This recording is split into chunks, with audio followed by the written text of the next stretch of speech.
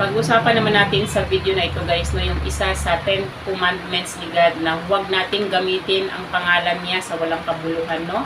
Kasi marami sa atin guilty tayo dito, no? Ang akala natin, okay lang na magbanggit or magbigkas tayo ng pangalan ng Diyos na walang kaukulang parusa sa atin ang hindi natin alam. Kasalanan sa Diyos yung bigla-bigla or basta-basta na lang natin na paggamit ng pangalan niya, no?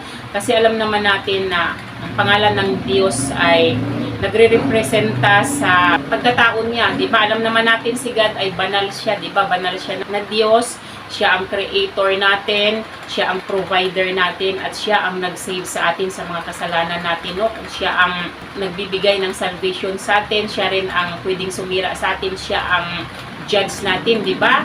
Ganon kalaki ang authority niya, nararapat lamang na yung pangalan niya respetuhin natin, di ba? Kasi banal ang pangalan na ginagamit natin, huwag nating gagamitin sa walang kabuluhan, no?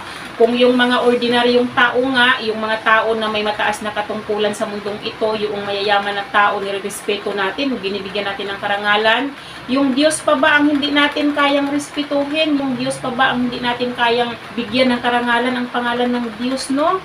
Na siya ang may-ari ng buhay natin, siya ang nagpo-provide para sa atin, di ba? Grabe na yung kahibangan natin kung hindi natin magawang respetuhin ang pangalan ng Diyos, no? Pero bago ang lahat guys, no, patunayan ko muna sa inyo na yan ay pinag-utos ng Diyos na wag nating gamitin ang pangalan niya sa walang kabuluhan. Basahin natin sa Exodus chapter 20 verse 7. You shall not take the name of the Lord your God in vain, for the Lord will not hold him guiltless who takes his name in vain. Nakalagay nga dito na huwag nating gamitin o huwag nating banggitin ang pangalan ng Diyos sa walang kabuluhan, no? Kasi ang nakasaad dito, kapag ginawa natin yon ay hindi daw hahayaan ni God na mapawalang sala tayo sa ganung gawain natin na ginagamit natin yung pangalan niya sa walang kabuluhan, no? So alamin natin sa video na ito guys kung paano nga ba natin nagagamit ang pangalan ng Diyos sa walang kabuluhan, no? Kasi marami sa atin gumagawa nito, hindi natin alam na kasalanan pala sa Diyos, no? Number 1 na talaga dyan. Kapag tayo nagugulat, ginagawa nating pang-exclamation ang pangalan ni God. Anong sinasabi natin? Oh my God, di ba? Isa yung kalapastanganan sa kabanalan ng Diyos, no? Huwag natin dapat ugaliin yan. Huwag nating gawing pang-exclamation si God, no? Kasi banal ang may-ari ng pangalan na yan. Matuto tayong rumispeto sa pangalan ng Diyos. Pangalawa naman, ay kapag ginagamit natin ang pangalan ng Diyos para sa panunumpa or halimbawa nangangako tayo sa isang tao para lang maniwala sila sa atin, ginagamit natin ang pangalan ng Diyos tapos hindi naman natin natutupad yung pangako natin. Kumbaga nagsisinungaling tayo, 'di ba? Ginagamit natin ang pangalan ng Diyos sa kasinungalingan. Nangangako tayo, nanunumpa tayo sa isang tao, ginagamit natin ang pangalan ng Diyos pero hindi natin natutupad yung pangako natin, ay isang kalapastanganan sa pangalan ng Diyos kasi ginagamit pa natin ang Diyos sa kasinungalingan natin, di ba? Pangatlong halimbawa naman na nagagamit natin ang pangalan ng Diyos sa walang kabuluhan ay kapag sinusuportahan natin yung kasinungalingan ng ibang tao. Halimbawa na lang dyan, isang miyembro ng pamilya ninyo, nakagawa siya ng kasalanan para lang mapawalang sala or mapawalang bisa kung ano man yung inakusa sa kanya. Sinusuportahan nyo ang kasinungalingan nila, ginagamit nyo pa ang pangalan ng Diyos para maniwala sa inyo yung nag-akusa, no? Para hindi maparusahan yung miyembro ng pamilya ninyo. Yan ay kasalanan sa Diyos, no? Hindi natin dapat ginagawa yan dahil tulad ng sinabi ko, hindi kayang itolerate ni God ang paggawa natin ng kasalanan dahil banal siya. Hindi niya hahayaan na hindi tayo maparusahan sa mga mali-maling aksyon natin or mali-maling mga gawain natin sa mundong ito, no? Pang-apat naman na halimbawa na nagagamit pala natin yung pangalan ng Diyos sa walang kabuluhan. Halimbawa kapag galit tayo, anong sinasabi natin?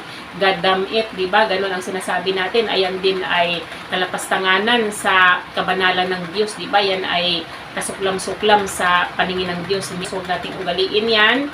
At saka panglima naman na halimbawa na nagagamit natin ang pangalan ng Diyos sa walang kabuluhan ay kapag nagpo-prophesy tayo or nagbibigay tayo ng vision, ginagamit natin ang pangalan ng Diyos, di ba? Marami ako nakikita sa social media na ito, nagbibigay ng mga prophetic words na sinasabi nila, kinausap daw sila ng Diyos, na sabihin daw nila sa tao ganito ganyan, no? para lang sa personal na ambisyon nila, no? Para lang makakuha sila ng atensyon sa tao, para lang makakuha sila ng views.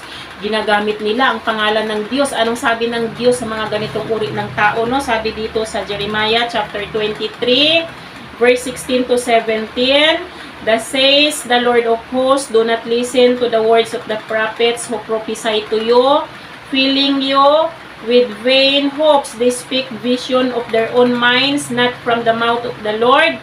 They say continually to those who despise the word of the Lord, it shall be well with you, and to everyone who stubbornly follows his own heart, they say, no disaster shall come upon you." Sabi nga dito, no?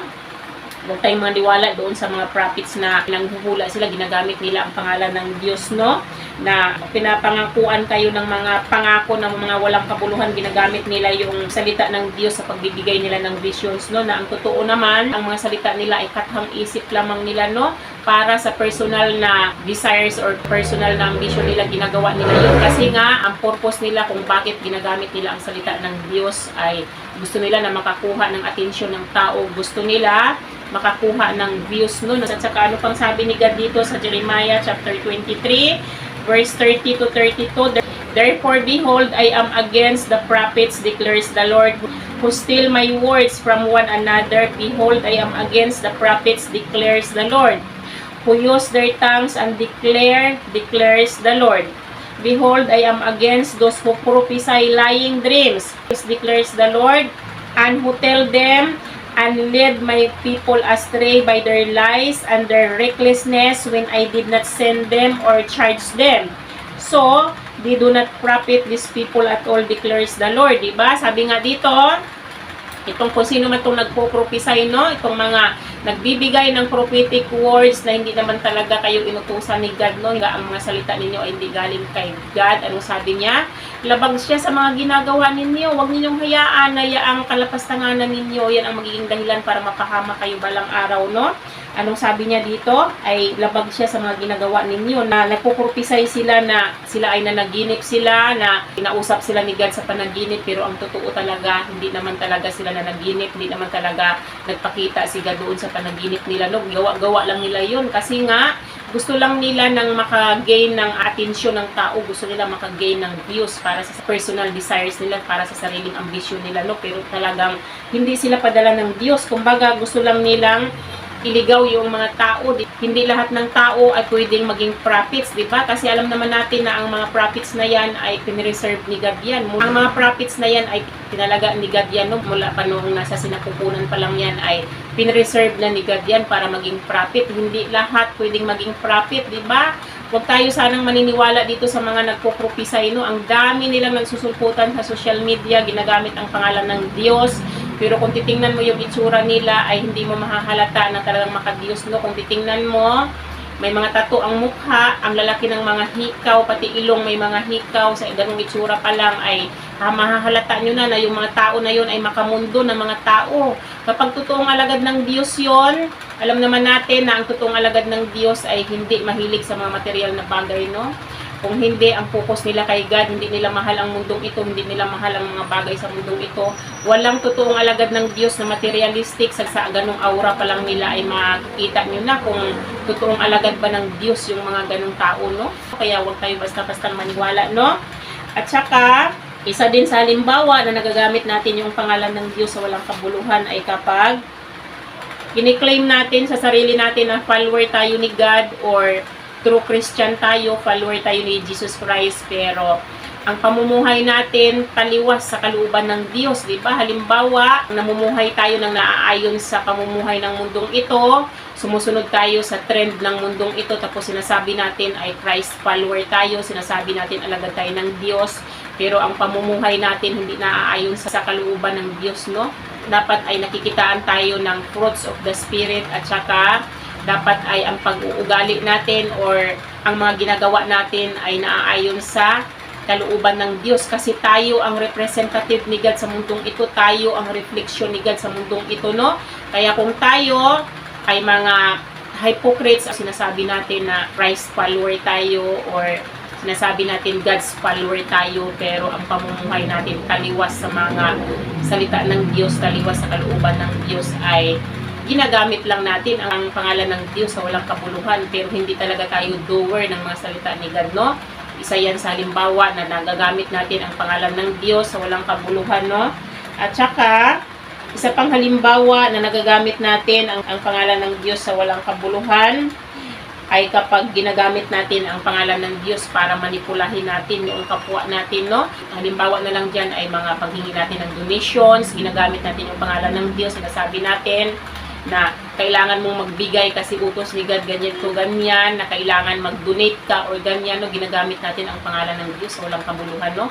Yan ay hindi kaaya-aya sa paningin ng Diyos, no? Kaya sana maging mindful tayo sa mga masasamang gawain natin, sa mali-maling ginagawa natin na pwede tayong maparusahan balang araw, kasi alam naman natin na kapag tayo hindi nasunod sa kautusan ng Diyos ay may kaukulang parusa ang paglabag natin sa kautusan ng Diyos. Ngayon alam na natin, hindi natin pwedeng gamitin ng basta-basta na lang ang pangalan ng Diyos, kasi tulad ng sinasabi ko, ang may-ari ng pangalan na yan ay banal, kaya deserve niya na respetuhin natin yung pangalan niya, deserve niya na bigyan natin ng karangalan ang pangalan niya, kasi nga banal siya, siya ang creator natin, kaya kung meron mang deserving na bigyan ng respect or bigyan ng honor, si God ang deserving dyan, no? Siya ang pinaka-deserving sa lahat na bigyan ng respeto, bigyan ng honor ang pangalan niya, no? Kaya sana guys, ma-realize natin yan habang hindi pa huli ang lahat, no? Pero kung ito man ay nagawa natin, kasi tulad ng sinabi ko, marami sa atin ang gumagawa ng ganito, hindi natin alam na ito ay kasalanan sa Diyos. Hindi pa naman huli ang lahat, para pagsisihan natin ang mga kasalanan natin na ito, no? Ihingi natin ng tawad sa Diyos at huwag na natin gagawin ulit para hindi natin malabag ang isa sa kautusan ng Diyos, no? So, yun lang naman yung aking mai-share sa inyo sa araw na to guys. Sana may natutunan kayo sa akin. Hanggang dito na lang yung aking video. Bye-bye and God bless you all. Bye-bye everyone!